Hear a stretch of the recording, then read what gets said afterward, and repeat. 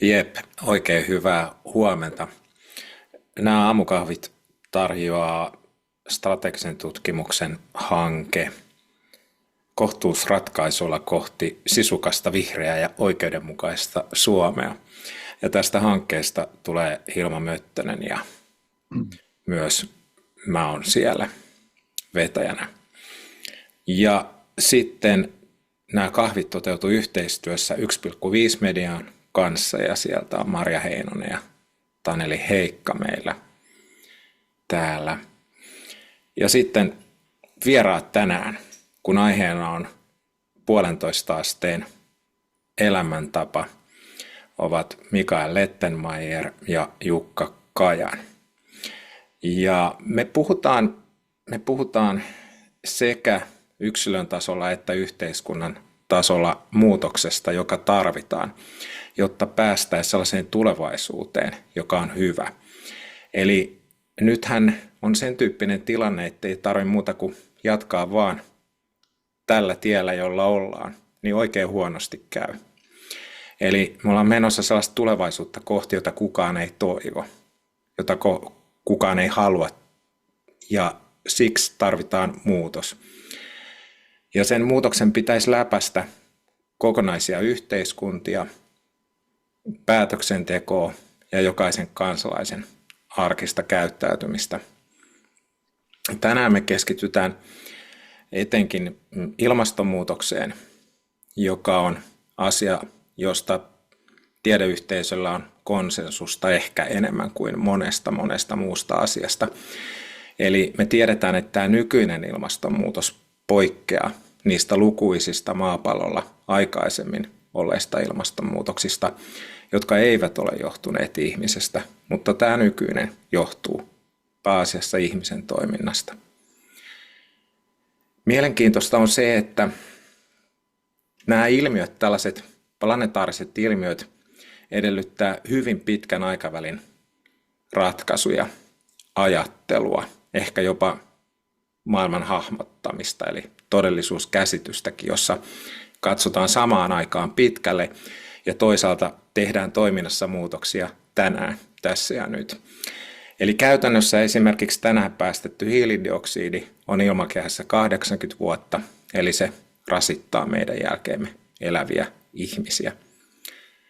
Ja nyt tämä muutos on se, mistä me haluttaisiin tarttua kiinni tänään.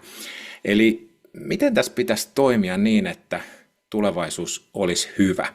Miten me pystyttäisiin varmistamaan, että me pystytään hidastamaan käynnissä olevaa ihmisen aiheuttamaa ilmastonmuutosta ja myös yhä enemmän korjaamaan niitä haittoja, joita on jo syntynyt. Se on selvää, että jos nämä haitat kasvaa suuremmiksi, niin se vaatii rahaa, resursseja enemmän.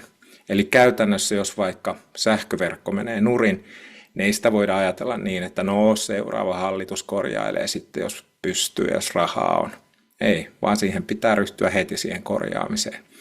Tai mitä tahansa muuta tällaista yhteiskunnan rakenteisiin vaikuttavaa isoa tuhoa, mitä voi aiheutua siksi, että ilmasto muuttuu.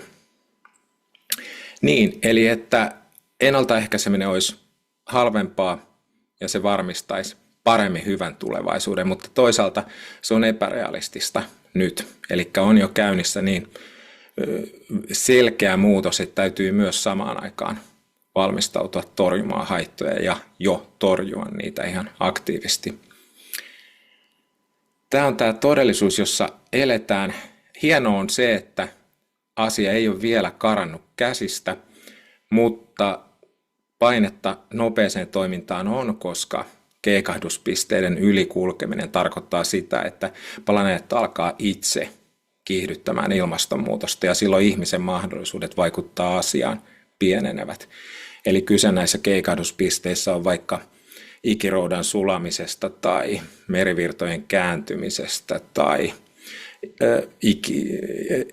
ikiaikaisten jäiden sulamisesta, asioista, jotka ovat olleet vakaita viimeisten tuhansien vuosien aikana, mutta jotka eivät enää ole vakaat, vaan jossa on alkanut tapahtumaan muutosta.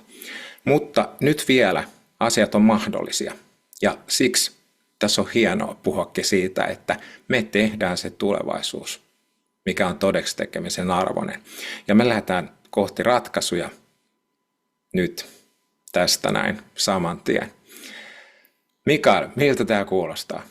Miten sä lähdet ratkaisemaan asiaa, joka on melko iso ja varmasti sellainen, joka on ratkaisemisen arvoinen, eli ilmastonmuutoksen hidastaminen ja toisaalta sitten siihen varautuminen, että tässä kuitenkin haittojakin tulee.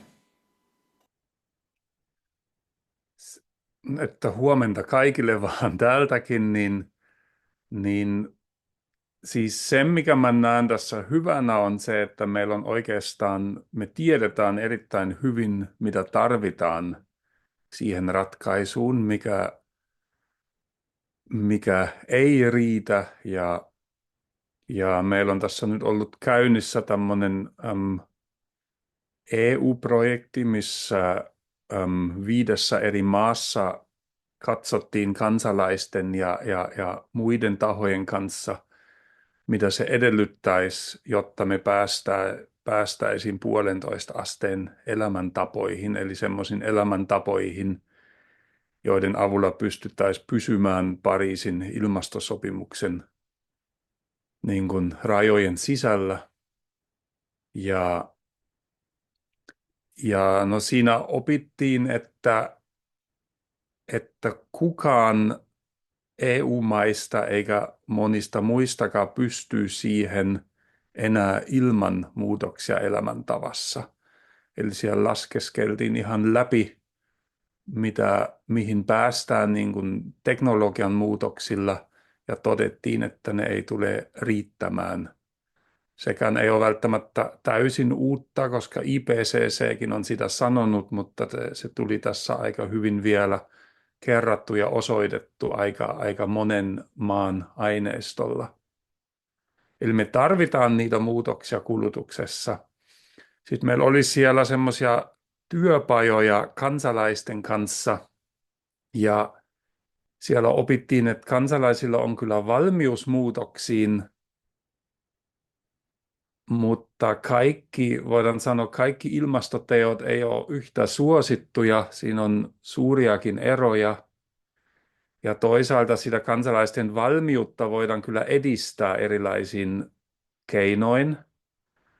Ja samoihin tuloksiin me ollaan Suomessa päästy aikaisemminkin esimerkiksi meidän ilmastopalapelityöpajoissa, että valmiutta on, mutta sitä voidaan myös lisätä vielä. Ja siihen valmiuden lisäämiseen me siinä EU-projektissa havaittiin, että meillä on niin kuin 7 semmoista keskeistä estettä, joihin pitäisi puuttua tai vastaavasti tavallaan, jos halutaan toteuttaa 1,5 asteen elämäntapoja valtavirrassa, niin meidän pitää siellä rakenteiden puolellakin tehdä rutkasti työtä sekä korvien välissä että sitten käytännön tasolla.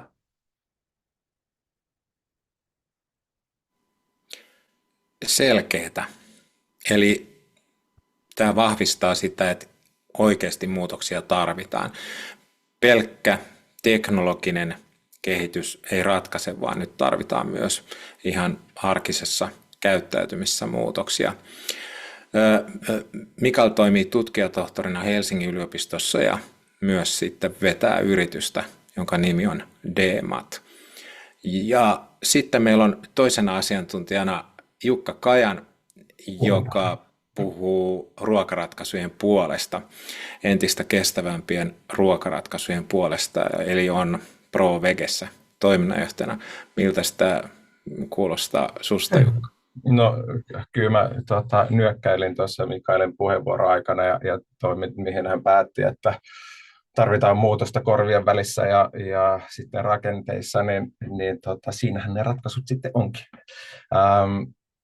Jo 5-6 vuotta sitten mä vaihdoin alaa kokonaan ja mietin silloin itse, että missä hommissa mä pystyn saamaan vaikuttavuutta aikaiseksi nimenomaan näkökulmasta ja silloin pohdin suuntia niin kuin hyvin monella skaalalla, mutta lopulta niin kuin ruoka oli tosi ilmeinen valinta myös sen takia, että on aivan hurjan kiinnostava ruokamurros käynnissä ja mä halusin mukaan siihen etupenkkiin istumaan.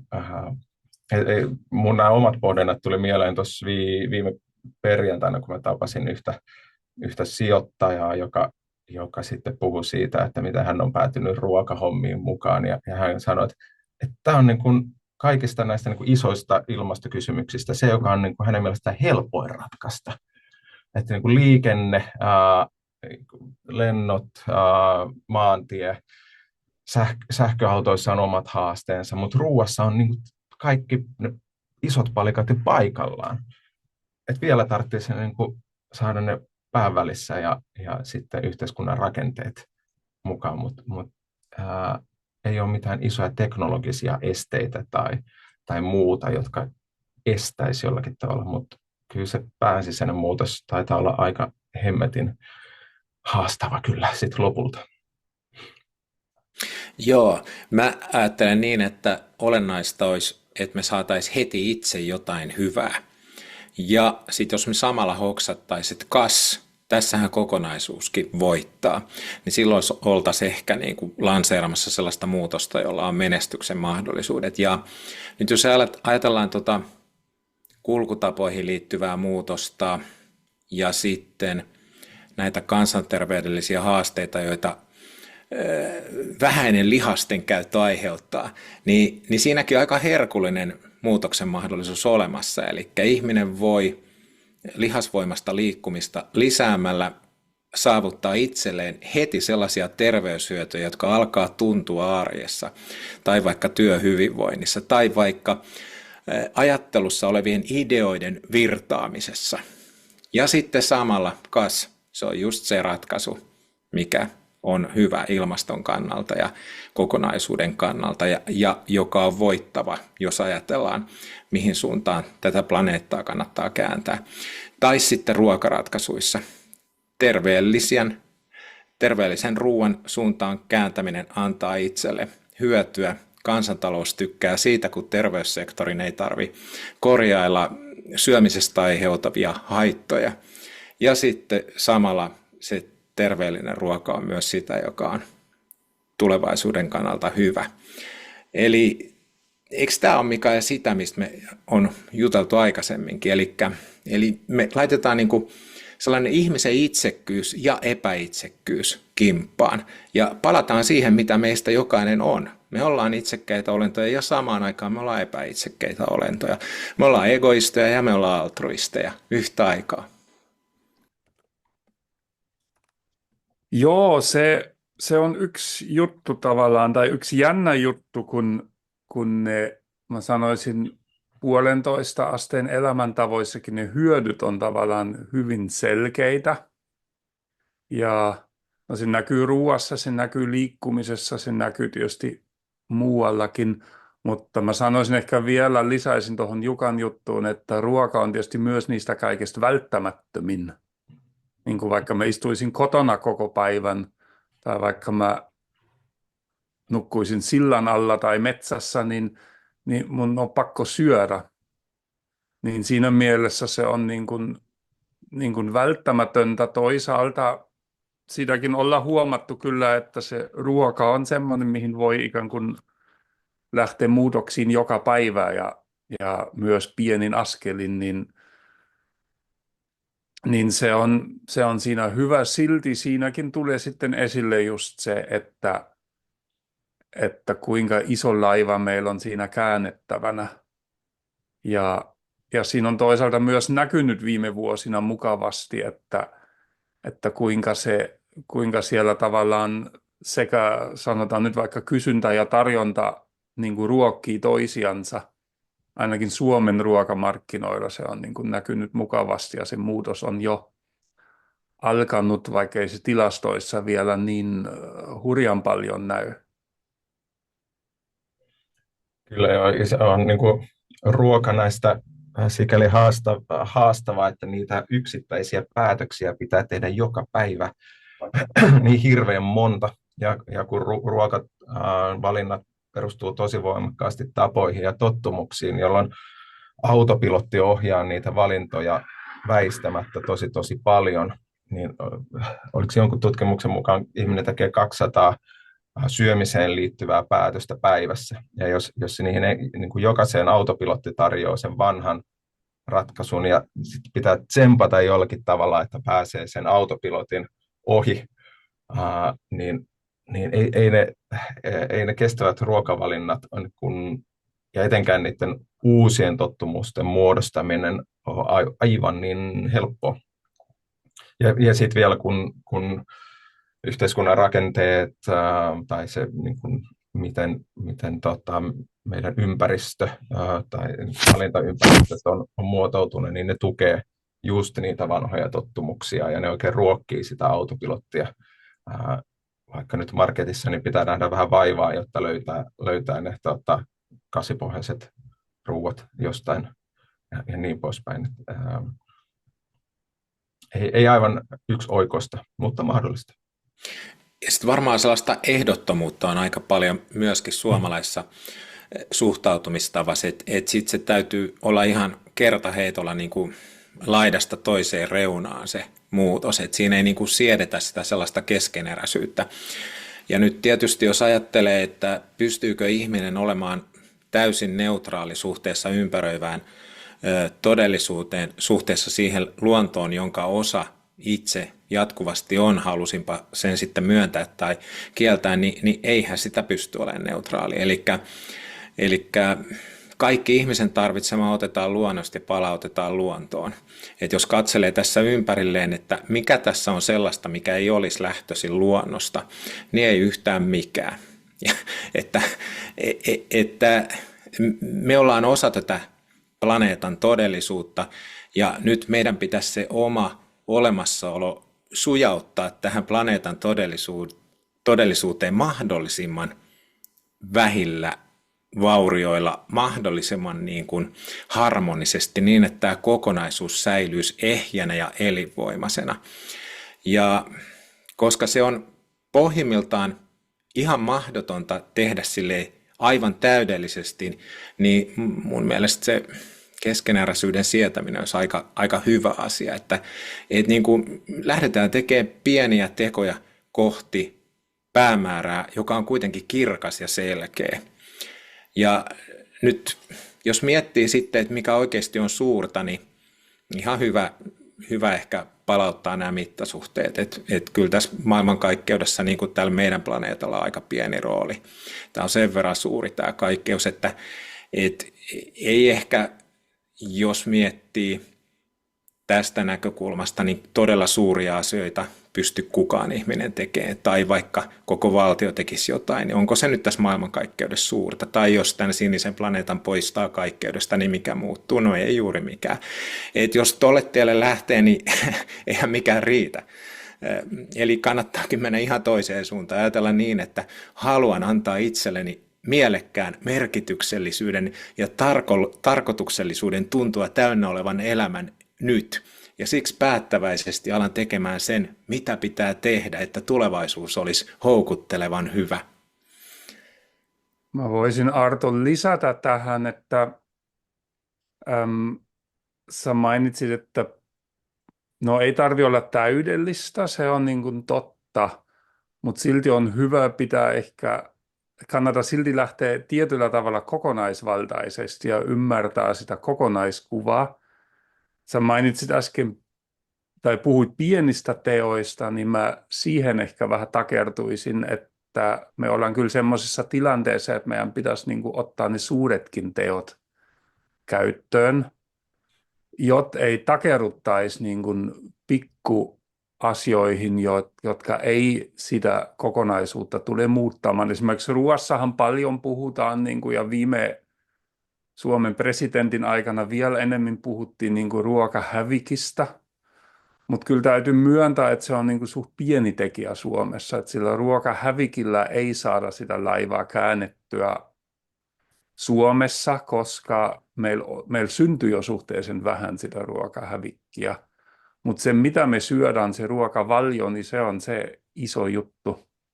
ja siinä ei sitten niin kuin tavallaan pienet teot siinä mielessä auta, mutta tietysti sitä, mitä syödään, sitähän voi sitten muuttaa pikkuhiljaa, että sitähän voi aloittaa vaikka päivä viikossa kokeilla niin kuin uusia ruokavaliojuttuja ja sitten samalla niin kuin tavallaan oppia lisää sekä makuja että ruoanlaiton taitoja ja uusia ruokia yleensä löytämään ja niin edelleen. Mutta silti on hyvä tavoitella sitä riittävän suurta muutosta, koska se on välttämätöntä. Saanko Maria siellä ilmeisesti ole mikrofonia, mutta saanko mä nopeasti kommentoida vielä tuosta nyt, tottumusten muodostamisesta ja pienistä tai isoista teoista, niin ehkä niin kuin, ja siitä ehdottomuudesta, niin siihen kommentti, että paljon kysytään, että no, miten sitä ruokavalioa lähdetään muuttamaan, että onko se just kerran viikossa eka ja sitten sitä useammin tai sitten saman tien kokonaisremontti, niin siihen ei välttämättä ole niin kuin edes yhtä ainoata vastausta. Toiselle toimii toinen. Ja joillekin niin kuin lihaton lokakuu tai vegaaninen tammikuu on niin kuin aivan äärettömän tehokkaita keinoja. Ja toisille sitten ne niin kuin ei toimi lainkaan ja ne vaatii sitä niin kuin vähittäistä totuttelua. Sitä Arton kommenttia siitä, että lähdetään tekemään niitä itseä palkitsevia juttuja, jotka tuntuu mielekkäitä ja tuo arvoa siihen omaan elämään, niin mä oon ehkä siinä vähän vastarannan kiiskenä ja ajattelen, että me ei voida luottaa ihmisten hyvään tahtoon ja hyviin pyrkimyksiin, jotta me saadaan tämä laiva käännettyä. Niitä ihmisiä, joita tämä homma kiinnostaa sen verran, että olisivat valmiita tekemään niitä arjen päätöksiä riittävän paljon, niin niitä on harmillisen vähän vielä, jolloin kyllä mä niin kuin mieluummin ajattelisin, että yksilöt tehköön mitä tekee ja joku valtaa käyttävä päättäköön, että ne yksilön tekemiset vaan sattuu nyt olemaan hemmetin kestäviä.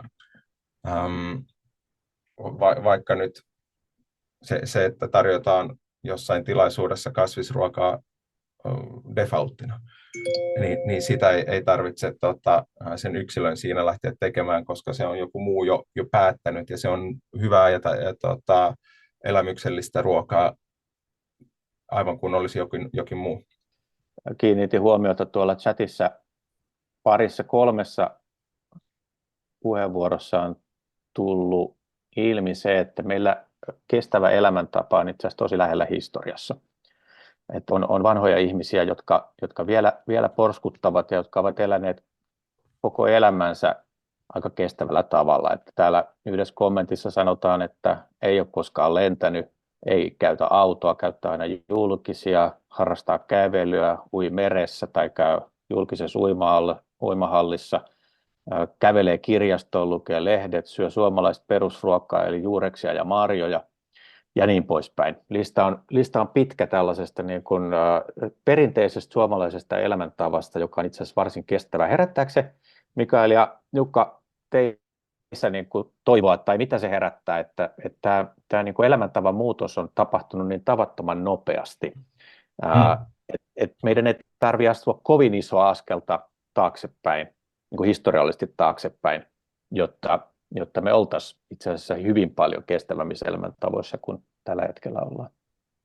No se on siis totta, että meillähän on myös ihan paljon ihmisiä, jotka elää jo joko sen esimerkiksi tämän hetken 1,5 asteen elämäntavan vaatiman hiilijalanjäljen rajoissa tai hyvin lähellä sitä.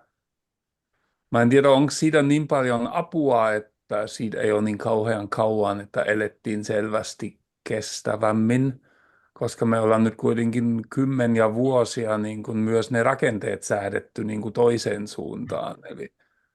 Eli no jos mä otan esimerkin muualta kuin ruoasta, niin esimerkiksi Saksassa ja Ruotsissa paljon suomalaisetkin, jotka siellä matkustaa, valittaa, että junat myöhästyvät ja kaikki. Eihän sen ihme ole, kun 60-70 vuotta on niin kuin investoitu lähinnä autoilun olosuhteiden parantamiseen, mutta nyt kun sitten junamatkustamisessa kysyntä kasvaa, niin sitten se systeemi menee tukkoon ja joutuu äärirajoille. Eli se tavallaan, että siitä ei ole sen pidempi aika, että asiat oli hyvin, niin niitä on ehditty kuitenkin pilaamaan. Et siksi meidän pitää aika johdonmukaisesti tavallaan puuttua just siihen, mikä meitä rajoittaa. Ja Jukka sanoi sen tosi hyvin, että meidän pitää säätää ne systeemit kuntoon ja sitten, koska eihän me voida edellyttää, että jokainen tekee tietoisesti 200 kertaa päivässä fiksuman ruokapäätöksen. Sitten pitäisi päättää vielä muistakin asioista kuin ruuista, vaan raskaaksi käy. Niin siksi se on just niin tärkeää, että sen lisäksi, että tietysti se on aina kotiin päin jokainen, joka saa säädetty elämäntapansa parempaan suuntaan omin voimin, mutta me ei voida niin kuin odottaa just, että se tapahtuu niin kuin kaikkien kanssa näin, vaan niin kauan kun esimerkiksi meidän hinnat ei kerro sitä ekologista totuutta, vaan jotain aivan muuta, niin se on niin kuin esteenä monille ihmisille valita fiksummin. Ja sehän ei ole kaikissa asioissa niin, että hinta pilaa sen valinnan, mutta joissakin. Ja niin kauan kuin politiikka niin kuin heiluu kuin hevosen häntä eikä näytä yhteen suuntaan ja osoita, että okei, tämä kestävämpi elämäntapa on myös, niin kuin, siihen on myös poliittista tahtoa, niin se menee vaikeaksi niin kuin se päätösten tekeminen tavallaan tai se asioiden tekeminen ilman tietoista päätöstä. Otetaan taas nyt meidän suuri yleisö tähän mukaan, on aika ottaa POLS, eli välikysymys. Ja kun täällä puhuttiin, se sanoi, että yksilö tehköön mitä tehköön, ja sitten toisaalta, että pitää tämän rakenteiden auttaa siihen, niin POLSissa vähän nyt kysytäänkin ihmisiltä, että missä on helpoin lähteä tekemään näitä. Niin annan puheenvuoron nyt Hilmalle, joka antaa meille hyvät ohjeet. Kyllä. Nyt tosiaan osallistujat pääsette pohtimaan tätä aamun teemaa omalta kohdaltanne. Eli kysymyksenä tänään on, että millä osa-alueella sinun on kaikista helpointa tehdä kestäviä valintoja? Aika monella tosiaan ruoka ja vaatteet ja tavarat tuntuisi olevan niitä elämän osa-alueita. Miltä tämä kuulostaa, että ruoka on kuitenkin tuntuu olevan se helpoin näistä?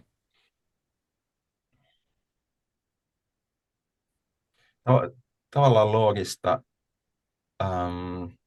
koska tosiaan niitä mahdollisuuksia kestäviin päätöksiin on niin paljon arjessa. Ja sitten tavallaan vähän yllättävää justiin niiden niin kuin voimakkaiden tapojen ja tottumusten, niin kuin niitä pitäisi murtaa ja sitten muodostaa uusia. Ja ne koetaan usein tosi vaikeiksi.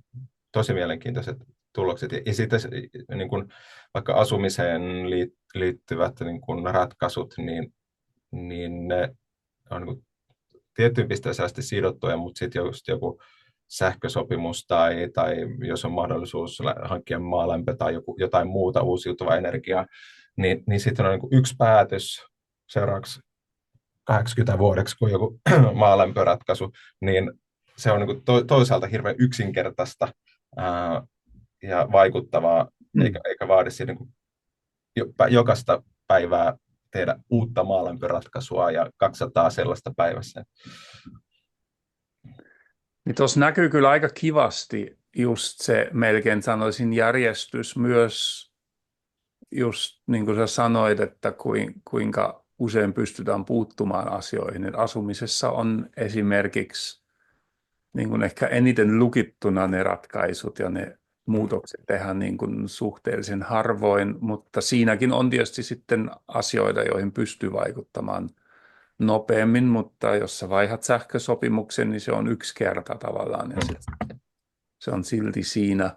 Mutta toisaalta tietysti hyvä, jos helpointa on ruoan puolella, koska mä näkisin silti, että siellä on ehkä aita matalimpana, koska on niin usein mahdollisuutta vaikuttaa ja tehdä asioita toisin.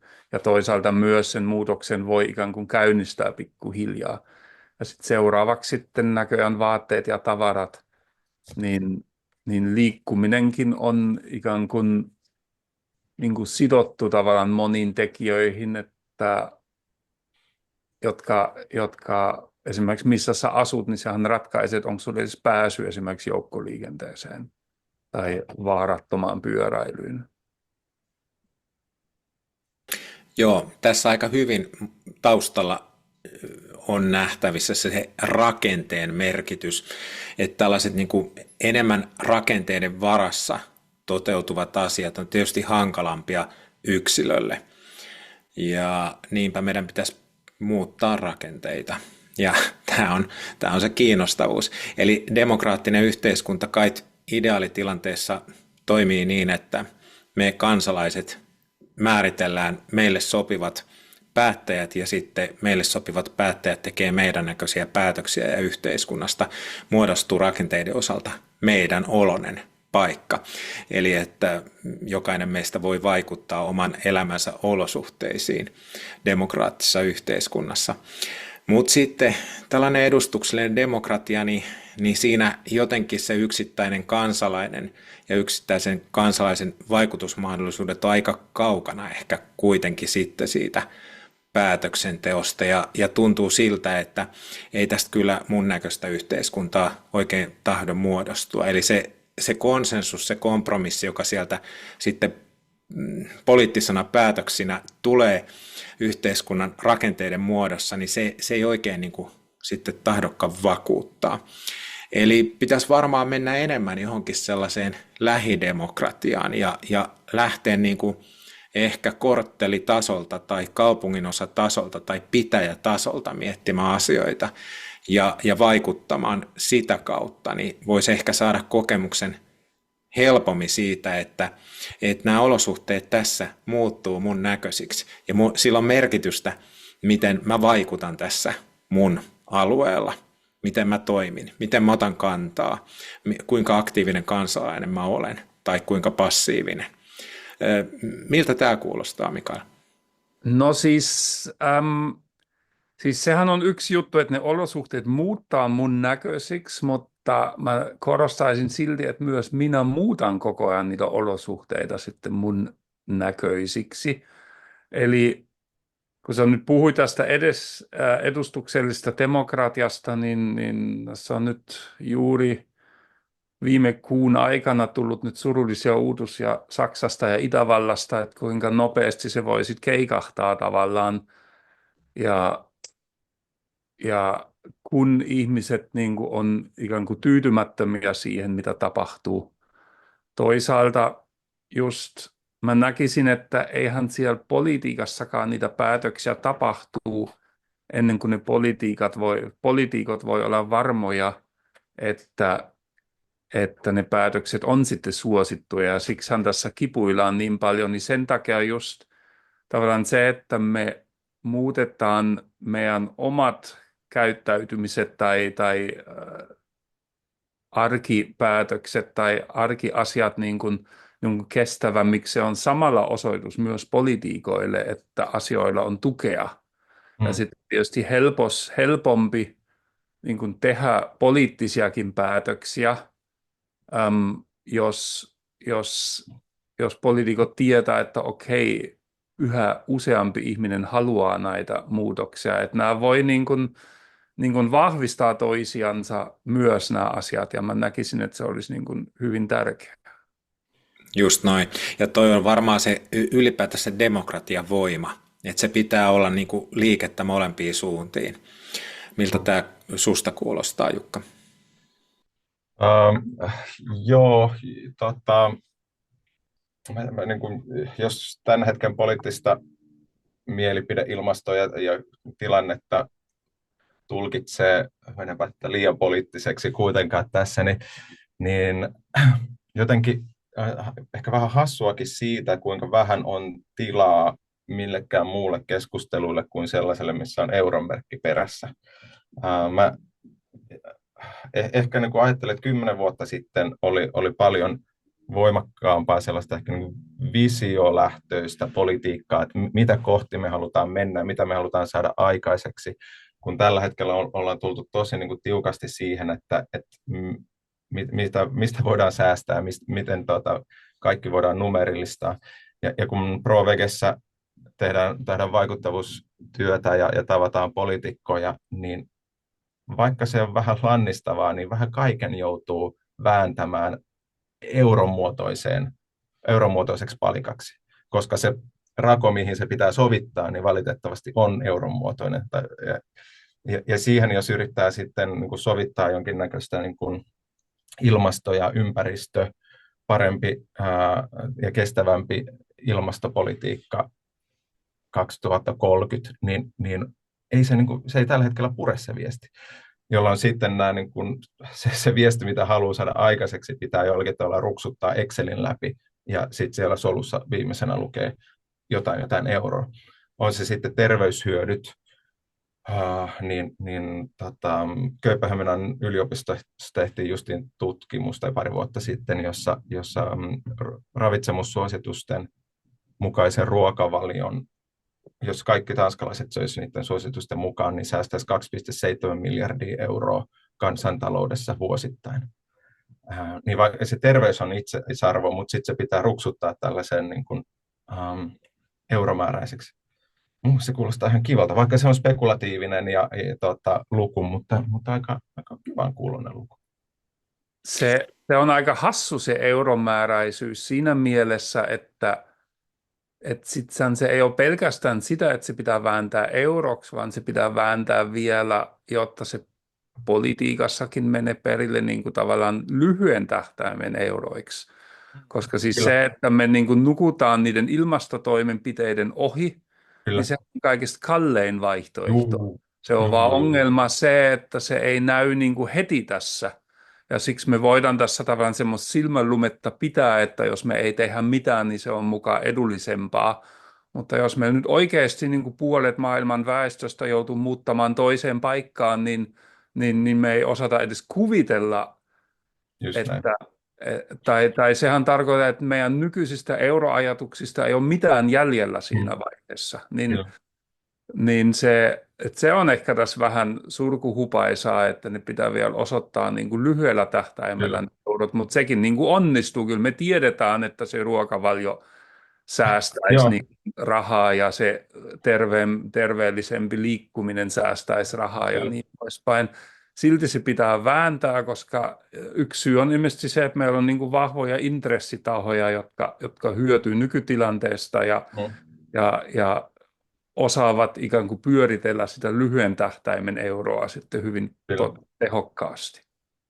Tuossa alkuvuodesta julkaistiin Luonnonvarakeskukselta selvitys, mistä ruokasektorin kasvu voisi olla peräisin. Ja sen tulokset oli, että 53% suomalaisen ruokasektorin kasvusta voisi olla peräisin seuraavan 11 vuoden aikana kasviproteiineista, kaurameijerituotteista ja solumaataloudesta. Ja kun ruokasektoria on yritetty saada kasvuun viimeiset vuosikymmenet vähän heikoin tuloksin, niin nyt tuollaisen paperin kanssa on ihan kiva mennä vakuuttamaan niitä poliitikkoja, jotka kuuntelevat sitä europuhetta, ja sitten saada sitä kautta huomiota kestävämmälle ruoantuotannolle, joka sitten tuo niitä kaikkia muita ehkä niin kuin, katsontakannasta riippuen niin tavoiteltavampia etuja. Erittäin hyvä. Eli me tarvitaan rajua ratkaisujen kasvua.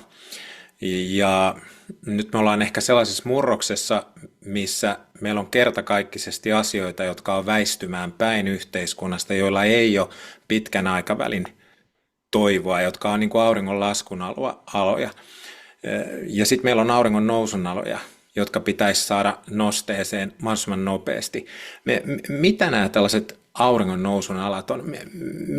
Mitkä alat niin kuin rakentaa meille sen hyvän tulevaisuuden, jota me kaikki kuitenkin lopulta halutaan? Jukka jo mainitsi, että Suomessa kasviproteiinit on yksi tällainen tulevaisuuden juttu. Onko muita? Nopeasti vielä tartun tuohon muutokseen, mikä on käynnissä, niin onko 2019 vai 2020 MTK:n ilmastotiekartassa ensimmäisillä sivuilla todetaan, että seuraavien vuosikymmenten aikana punaisen lihan kulutus tulee Suomessa laskeen 20%. Se on niin kuin MTK:n kirjoittama näkemys siitä, että niin kuin ihan valtava rakennemuutos on tulossa, ja siihen niin kuin looginen ratkaisu olisi, että jotain pitää rakentaa tilalle, jolloin sitten tarkoittaa, että jotkut toiset ovat niitä auringon nousun aloja. Ja mulla ehkä sitten on omia näkemyksiä ja työni puolesta näkemyksiä, mitä ne voisivat olla.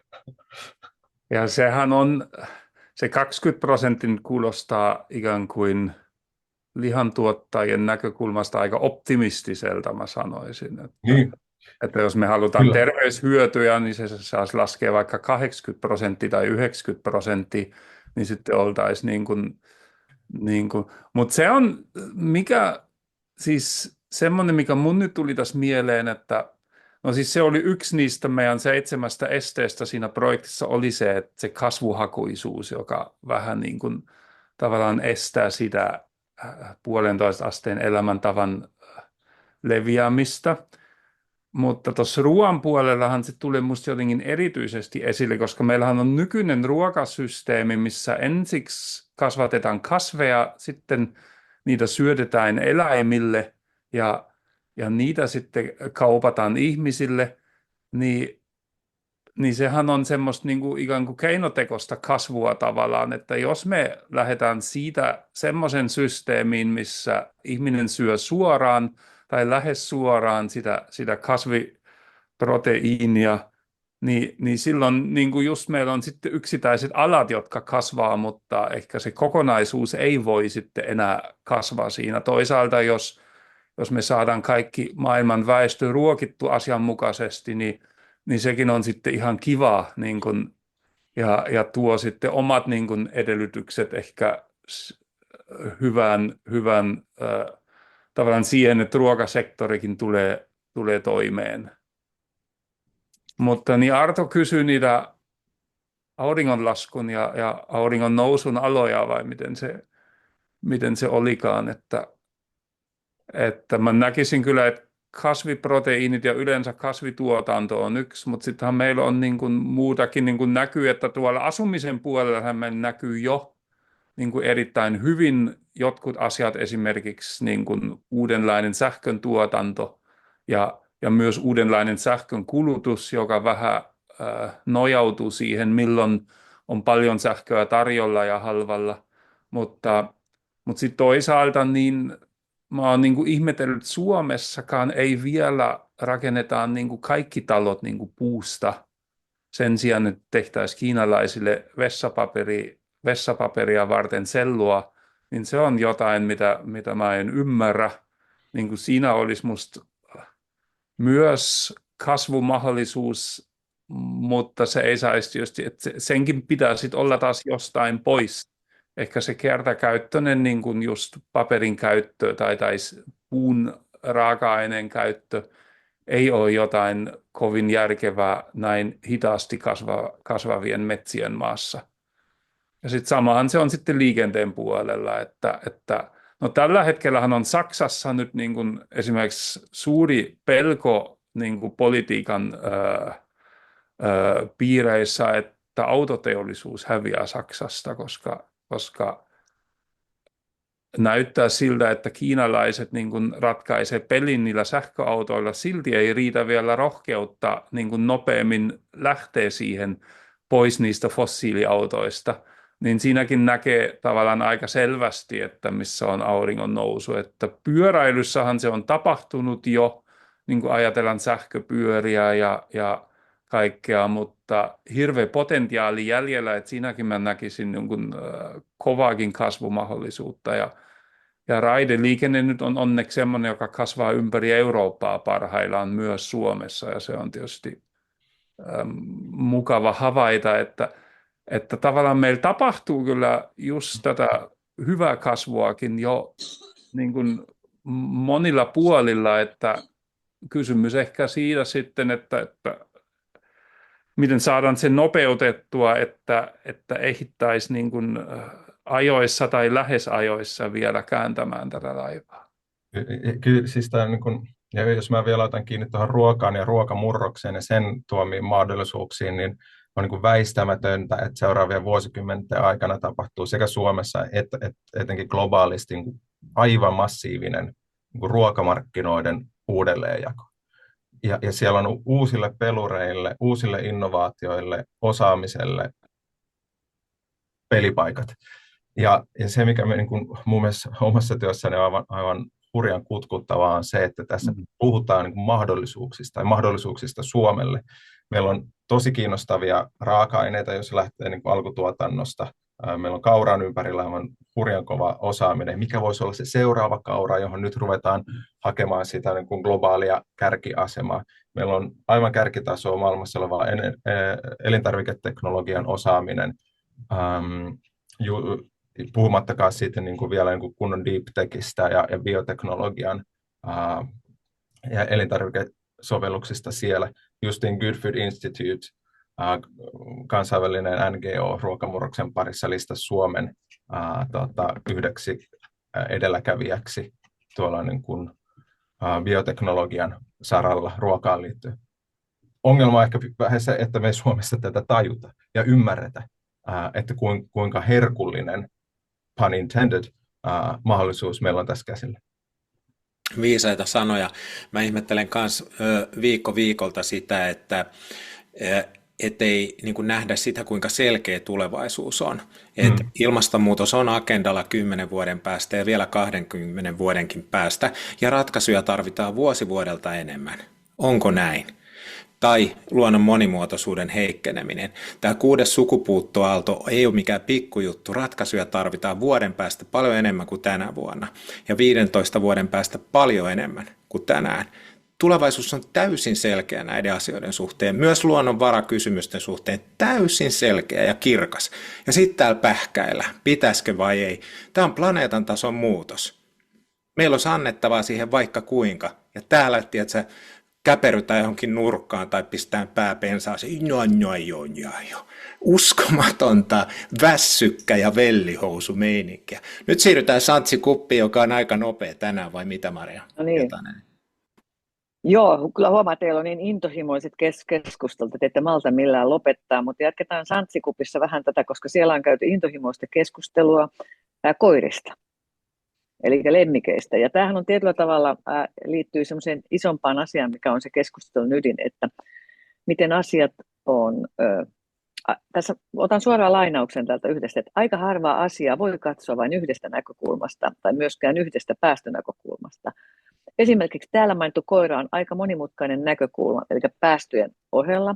Eli planetaarisen hyvinvoinnin näkökulmasta koiranomistajat liikkuvat omistajien tutkitusti paljon. Omistajat saavat paljon hyvinvointia lemmikistä. Eli pointti, miten te näette tämän, että tämähän ei ole, tämä on vähän niin kuin harakka, että pistät nokkaa ja pyrstöä, hyvin monimutkaista ja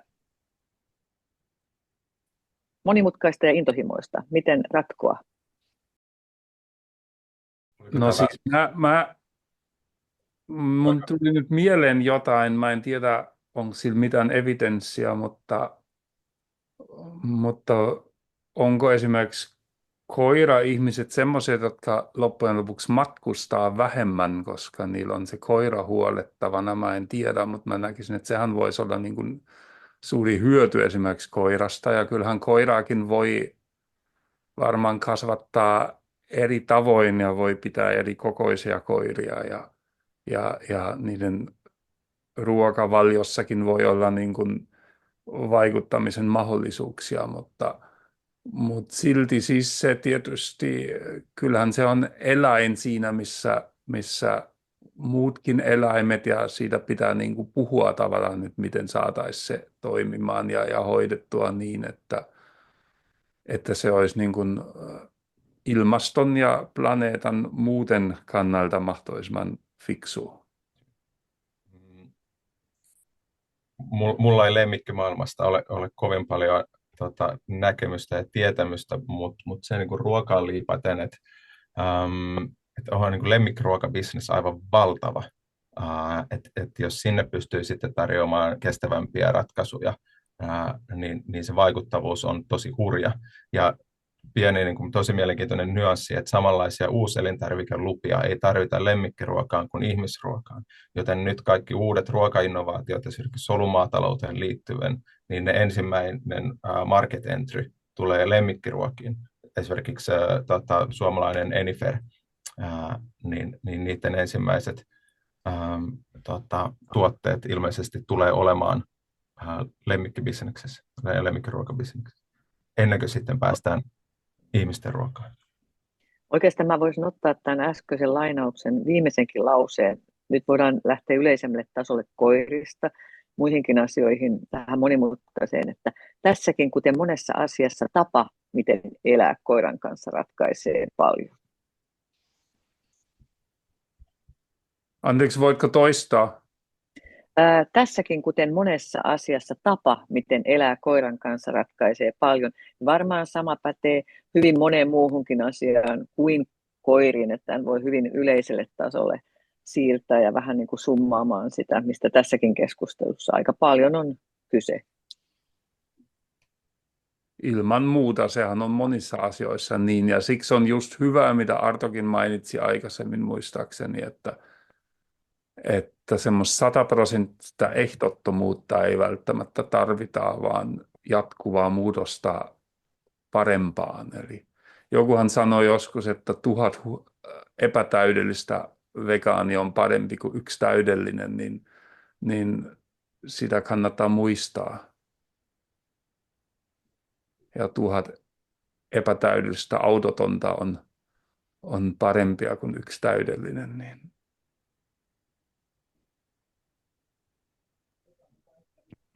Joo, nyt joudun täältä hyppäämään linjoille, koska kello on pykälässä ja joudutaan nyt vähän tästä keskustelua lopettelemaan tältä aamulta. Seuraavat aamukahvit meillä on tosiaan 5.11. tuttuun tapaan kello 8.30 alkaen. Ja aiheena meillä silloin on sitten työn tulevaisuus. Vieraat tarkentuu vähän myöhemmin. Mutta tervetuloa myös niille aamukahveille. Suuri kiitos tämän aamun keskusteluista Artolle, meidän upeille vieraille sekä Kiitos. Marjalle ja Tanelille. Iso kiitos osallistujille myös siellä linjoilla ja oikein mukavaa loppupäivää. Kiitos. Kiitos. Kiitos. Kiitos. Kiitos paljon. Moi moi. Moi.